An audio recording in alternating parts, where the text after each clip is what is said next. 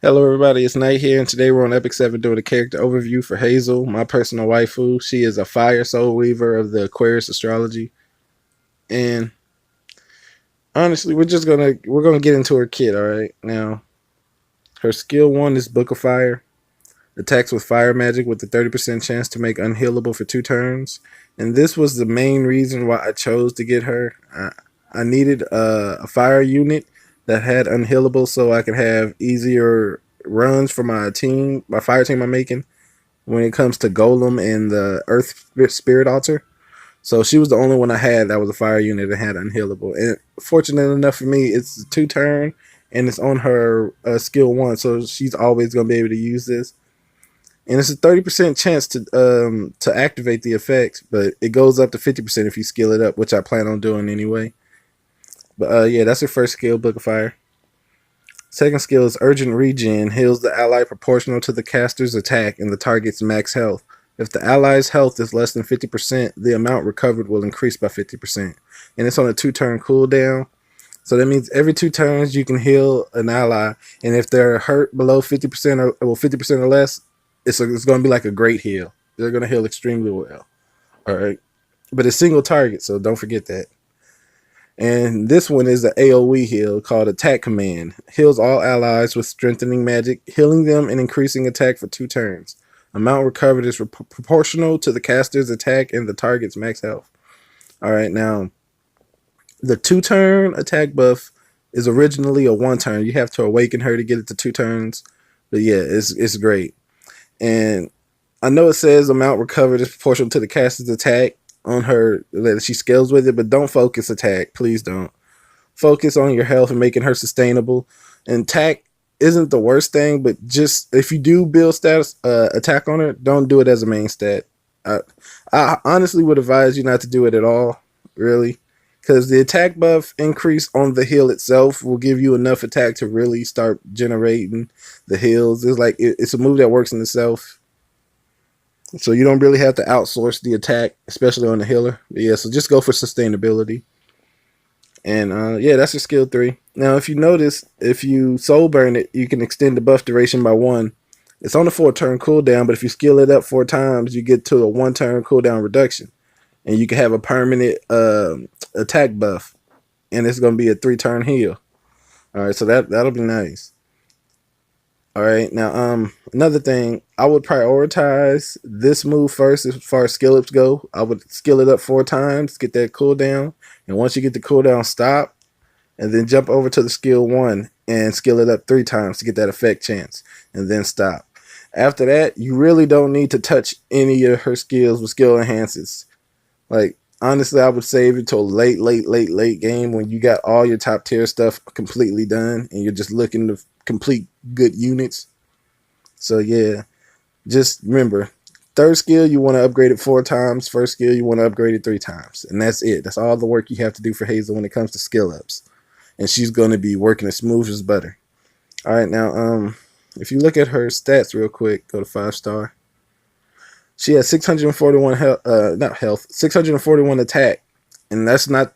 I've seen worse, especially on the Soul Weaver. So it's not nothing to be concerned about. It's there still attack on the healer, so it's not the main stat anyway. But it's nice to know they gave her a little bit more attack than the average healer because of the fact she scales with it. So that's just something I noticed.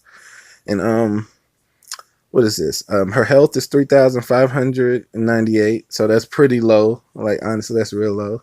Her defense is 533. That's a bit low again. Her speed is 91. She's 2 speed faster than Destina, so she's still slow. Now, if you 6 star though, her health will go up to 4,400, and her attack will jump up to 762. So that'll help her a little bit more on the healing side with that scaling. But her defense is what I want you to see is the 661. That is actually good, especially for a Soul Weaver support unit. So I would focus on defense. Well, okay. Me personally, the way I'm going to do it is I'm going to focus defense a little bit more than health because she scales better with it. But the fact that her heals scale off a target's maximum health instead of her own personal health means that it's going to be dependent upon how much health somebody else has. So it's still going to be great without, unlike Destina, who has to scale with the health, you know? So, yeah, I'm probably going to do defense over health, but I'm still going to upgrade them both highly. Those are my two main stats. And then I'm probably going to go into effectiveness just to make sure I can start landing that debuff. Because that I only plan on really using her for PvE. I don't see me using her PvP wise, especially since I got Destina already. She's like my go-to PvP healer. But yeah, so those are her stats, and we can take a look real quick into some artifacts. Oh man, I can't believe I just clicked that. It happens. All right, go to journal. Oh, I'm already in journal. I'm waiting for it to load up. All right, so artifact journal. Hold on. All right, so Shamadra Staff is a good artifact. That's 5-star. It's going to increase the effects of her healing, so that's going to be great for her. It increases the effect of all healing received by an ally by 20%. Does not overlap with an artifact providing the same effect. And on top of that, it's if you max it out, it goes up to 40% instead of 20%. So that's going to be great for any healers all around card. But it's 5-star, so you may not have it. 4-star. Where is this at? I would use Wondrous Potion Vial to give her that cleanse that she needs to add on to her support, giving her more utility as a support. And it's a single target cleanse that's 100% chance every turn she moves, so that'll be good for her. This is probably one of my favorite cards for Soul Weavers in general. If you don't have that, you can also use Megara's Tome. And this increases the caster's combat readiness by 15% when using a skill that does not attack enemies. She has 2 of them, so 2 turns she'll be getting that 15% out of her rotation. All right, so rotating those 2 skills, 15%, and it goes up to 30% if you max out the card. So that's a good one. Now to the free-to-play friendly cards, we have a couple. We have Forest Totem. This will give her some more sustainability and give her that health that she needs. And this is going to give her, what is it? Heals over time, but according to how much maximum health she has. So you may not want to use this if you're not building health on her. Like if it's not the main stat priority. All right. Now, another thing is it has a 10% chance to land. So 10% chance to grant continuous healing for 2 turns when attacked. Can be activated once every 2 turns. And it scales up to 20% chance to activate the healing over time effect, but it has a permanent uptime if you can get it to activate. All right, so that's Forest Totem is another one. Aqua Rose is good, but it's not as good as Forest Totem, simply because of the fact that it doesn't have permanent uptime. There's going to be downtime in between the chances of you actually activating it. So at least that's my personal preference anyway.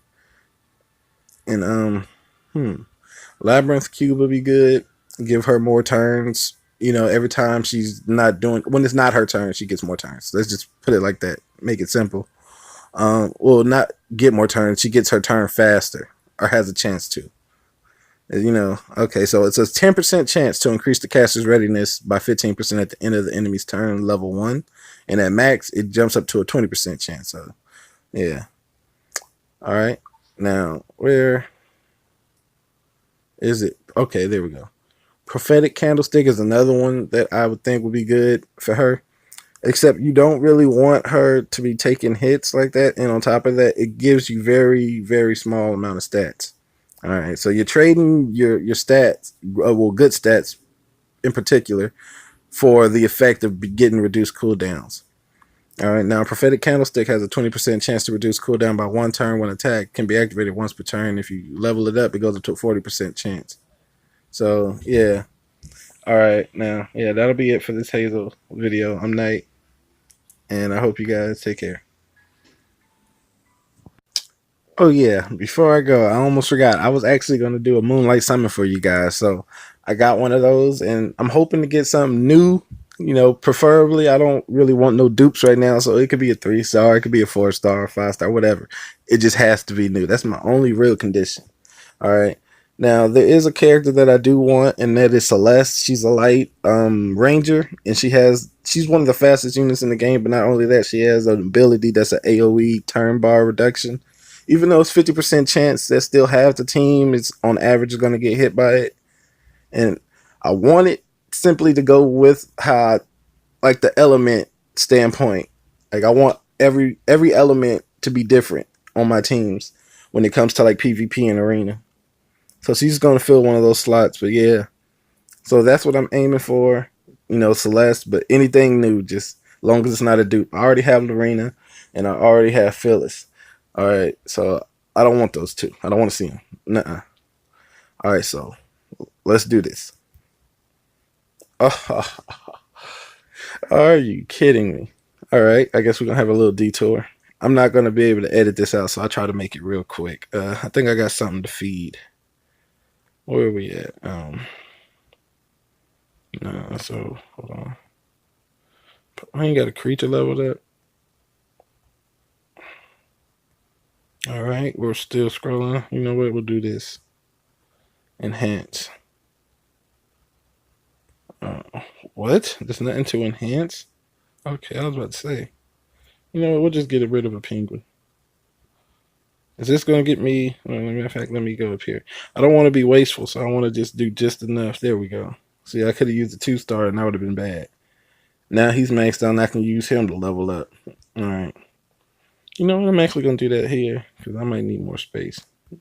Put him back at this since I got an extra one. I'm very particular on how to do this, but there's a reason behind all the madness. I can go into detail on that probably at a later date because really this is for the Moonlight Zone. I'm just trying to hurry up and get this done. So if you guys really want me to discuss this, just let me know. But yeah, let's get this Moonlight Summon on the way because I'm ready. I need a new toy. All right, I feel the hero jar. Okay, something new. That's all I'm hearing. That is all I'm hearing. What is it gonna be? Come on. Oh, I got a 4-star. Hold on. Hold on. Oh, what is it? I'm not mad about this. I'm actually curious because I've been hearing a lot of good things about this assassin Cartuja. Like, hold on. Meet new people is one way to have fun. All right. Let's see what you can do. Hold on. Let's look at this. You're a warrior. Okay. Attack with sharp claws with 35% chance to inflict bleeding for 2 turns. All right, bleed. There's a scale up. Okay, so it becomes a 50% chance and it's 2 turns. Cool. Okay. Battle frenzy increases evasion chance of all allies by 15% when the turn ends. Successfully evades the next attack once. Combat readiness increases by 10% each time evading the enemy's attack.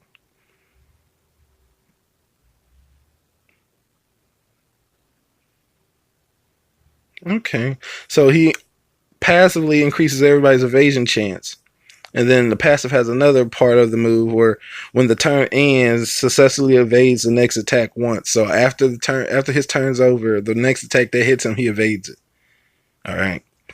And then on top of that, combat readiness for him is increased by 10% each time he evades an enemy attack. So he goes up 10% automatically from that first hit.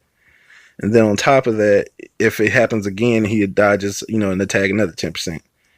And that can go, you can scale that up to 15% each time. Okay. Now, sudden assault dashes towards the enemy to attack, stunning for 1 turn, decreases defense for 2 turns, ignores effect resistance. So on a 5-turn cooldown, we go down to 4. It seems like that single target. So if it's single target, he's not going to be as great as I thought, but it's not the worst thing. He still gives us evasion, so that's kind of good. That's more damage mitigation. I ain't not in no rush to build him, but I'll start working. I'll start leveling him up a little bit. Alright, well, that's going to be my Moonlight Summon for today. And I hope you guys enjoyed. And I hope this assassin, Cartuja, is actually going to be greater than what I expect him to be. But alright, I'm Knight. I'll see you guys later. Have a good one.